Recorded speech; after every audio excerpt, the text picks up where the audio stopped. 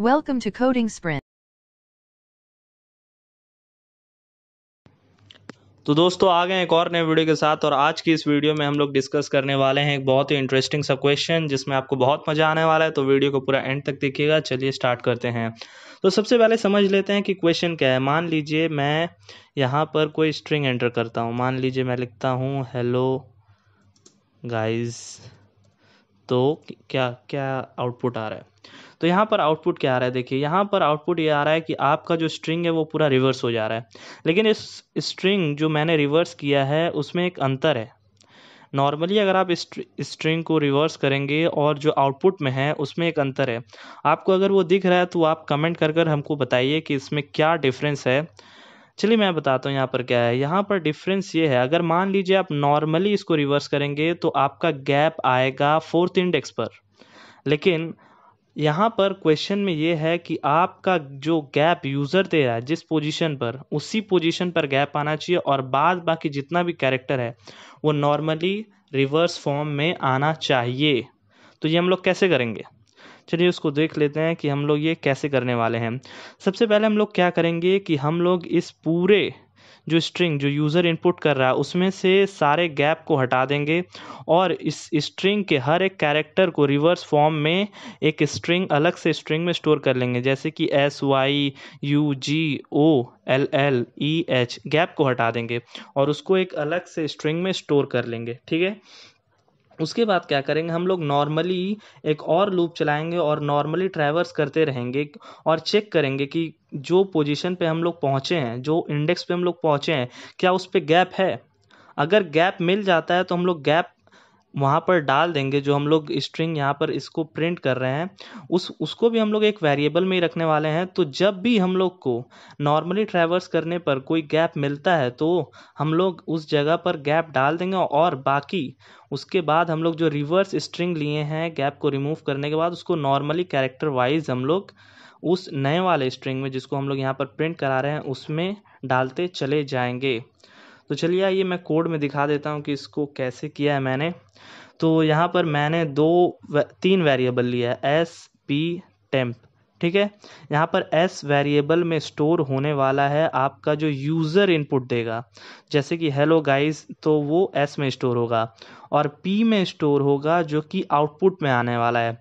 और टेम्प में स्टोर होगा जो कि हम लोग गैप को रिमूव करने के बाद रिवर्स में जितना भी कैरेक्टर आ रहा है लाइन वाइज हम लोग टेम्प में उसको स्टोर कर लेंगे। उसके बाद यहाँ पर इंटीजर में एल है, आई है, L1 है। एल में स्टोर होने वाला है जो यूज़र इनपुट दे रहा है। यूज़र जो नॉर्मल सा एक स्ट्रिंग आपको इनपुट दे रहा है उसका लेंथ आई यूज़ होगा लूप में। और L1 में होगा स्टोर वो लेंथ जो कि टेम्प में जो भी स्ट्रिंग आ रहा होगा गैप को रिमूव करने के बाद वो एल में स्टोर हो जाएगा। और यहाँ पर कैरेक्टर मैंने 2 वेरिएबल लिया है, एच और H1। इसका भी हम लोग यूज़ करेंगे कैरेक्टर को उठाने के लिए, यानी कि स्ट्रिंग में से एक एक कैरेक्टर को यूज़ करने के लिए हम लोग एच का इस्तेमाल करेंगे। तो उसके बाद मैंने यहाँ पर दिया है एक प्रिंट, मतलब कि प्रिंट स्टेटमेंट यहाँ पर दिया है इंटर योर स्ट्रिंग, जो कि आप देख ही रहे थे। उसके बाद मैंने यूज़र से एक इनपुट मांगा है sc.next लाइन। ये आपको पता ही होगा कि इस तरह से इनपुट दिया जाता है। उसके बाद क्या किया मैंने, उसके बाद यहाँ पर मैंने लिखा है l is equals to s.length यानी कि जो यूज़र आपका इनपुट दिया है स्ट्रिंग गैप वगैरह के साथ, जितना भी वो गैप दिया है तो उतना लेंथ किस में स्टोर हो जाएगा, उतना लेंथ आपका स्टोर हो जाएगा एल वेरिएबल में। उसके बाद यहाँ पर for I is equals to 0, I less than L, I plus plus. और ये वाला जो फॉर लूप है इसके अंदर ही हम लोग पूरे स्ट्रिंग को रिवर्स करने वाले हैं और उसमें से गैप को हटा देने वाले हैं। तो यहाँ पर मैं क्या कर रहा हूँ, मैं एच वेरिएबल में एस डॉट कैरेट आई कर रहा हूँ। एस डॉट कैरेट आई मतलब कि मैंने पहला पोजीशन पे कैरेक्टर है। जैसे कि मान लीजिए मैंने समझाने के लिए यहाँ पर लिख रखा है, मान लीजिए पहला पोजीशन पे एच है तो यहाँ पर एच में एच स्टोर हो जाएगा, मतलब कैपिटल एच में स्टोर हो जाएगा एच वाले वेरिएबल में। फिर मैं उसके बाद एक कंडीशन चेक कर रहा हूँ कि एच में क्या गैप आ रहा है। ये जो वैल्यू एच में स्टोर है जैसे कि एच, वो क्या गैप है या फिर नहीं। अगर गैप नहीं है इसका मतलब होता है नॉट इज इक्वल्स टू। अगर ये गैप नहीं है तो टेम्प वाले वेरिएबल में इसको उल्टा स्टोर करो। ये किस तरह से उल्टा हुआ, आप समझ पा रहे होंगे कि ये किस तरह से उल्टा हुआ, नहीं समझ पा रहे हैं, चलिए मैं बताता हूँ। यहाँ पर मान लीजिए पहली बार तो टेम्प में एच स्टोर हो गया, फिर उसके बाद लूप घूम कर आया, लूप क्या किया, घूम कर आया। एक सेकेंड, मैंने यहाँ पर एक ब्रैकेट में गलती कर दिया है, एक सेकेंड।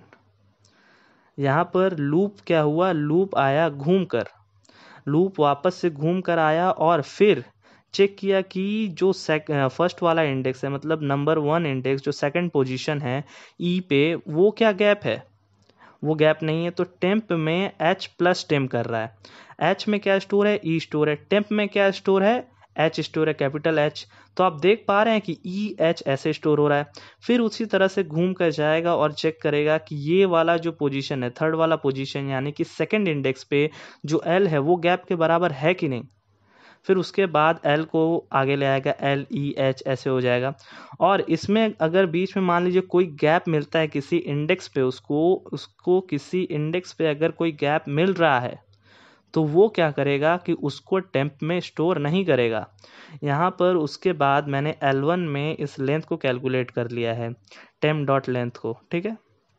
आप सोच रहे होंगे कि ये लूप के अंदर था तो फिर उसमें एल का करेक्ट वैल्यू कैसे आ रहा है। एल का करेक्ट वैल्यू इसलिए आ जा रहा था क्योंकि लूप का जो लास्ट आइटरेशन होगा तो उस समय टेम्प का वो वैल्यू हो चुका होगा जो हम लोग को चाहिए। तो एल बार बार उसमें कैलकुलेट होते जा रहा था, लेकिन लास्ट में जो वैल्यू इसमें कैलकुलेट होकर स्टोर हो गया उसी को बाद में यूज़ किया जाएगा, इसीलिए वो एल का वैल्यू वही हो रहा था जो हम लोग को चाहिए।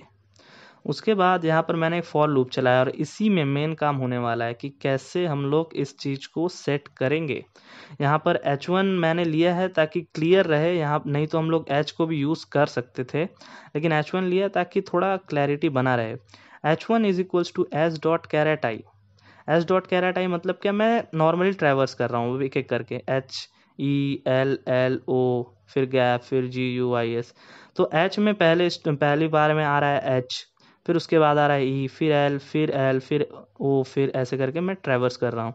उसके बाद यहाँ पर एक कंडीशन मैं चेक कर रहा हूँ, वो कंडीशन क्या है, if H is equals to gap. अगर मान लीजिए एच को गैप मिलता है जो कि है फिफ्थ वाले इंडेक्स पे यानी कि सिक्स्थ पोजीशन पे, जब उसको गैप मिलेगा तो वो पी में उस गैप को स्टोर कर देगा, पी में उस गैप को स्टोर कर देगा। क्यों कर देगा, तो P में पहले क्या स्टोर हुआ है उस चीज़ को देख लेते हैं। If I less than L minus one, यानी कि ये I का वैल्यू जब तक मतलब जब तक I का वैल्यू जब तक जो टेम्परेरी स्ट्रिंग है जो कि टेम्प में मैंने स्टोर किया है उस स्ट्रिंग के वैल्यू से लेस देन रहेगा, तब तक मैं P में उसको ऐड करते चला जाऊंगा। P plus temp dot char at I जो हमने रिवर्स कर स्टोर किया था SYUG। तो इसमें क्या होगा कि हम लोग उसको उसी तरीका से P में स्टोर करते जा रहे हैं, जैसे कि SYUG ऐसे करके स्टोर करते जा रहे हैं जब तक इस ये जो H1 का वैल्यू गैप नहीं होता है तब तक इसमें कोई गैप ऐड नहीं होगा और ये नॉर्मली चलते जाएगा। जैसे कि इस गैप को अगर मान लीजिए मैं हटा दूं तो P में जब तक ये गैप नहीं मिल रहा है, जो यहाँ पर सिक्स्थ वाले पोजीशन पे जो गैप था, जब तक गैप नहीं मिल रहा है तब तक वो इस तरह से स्टोर करते जाएगा। यहाँ पर सबसे पहले टेम्प डॉट कैरेट आई में आएगा एस, फिर उसके बाद टेम्प डॉट कैरेट आई में आएगा वाई, फिर उसके बाद टेम्प डॉट कैरेट आई में आएगा यू, उसके बाद टेम्प डॉट कैरेट आई में आएगा जी। उसी तरीका से जब जब मिलेगा H1 को गैप, जब मिलेगा H1 को गैप तब तक हम लोग कहाँ पर पहुँच चुके होंगे, जब H1 को गैप मिलेगा उस समय तक हम लोग पहुँच चुके होंगे जी तक, उस समय तक हम लोग पहुँच चुके होंगे, नहीं जी तक नहीं, ओ तक पहुँच चुके होंगे।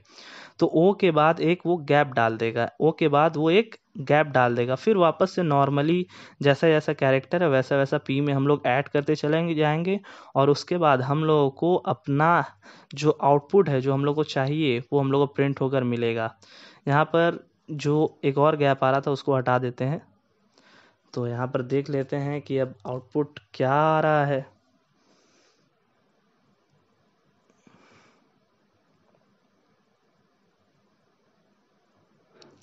तो यहाँ पर हम लोग एंटर कर देते हैं कोई मान लीजिए यस, नो।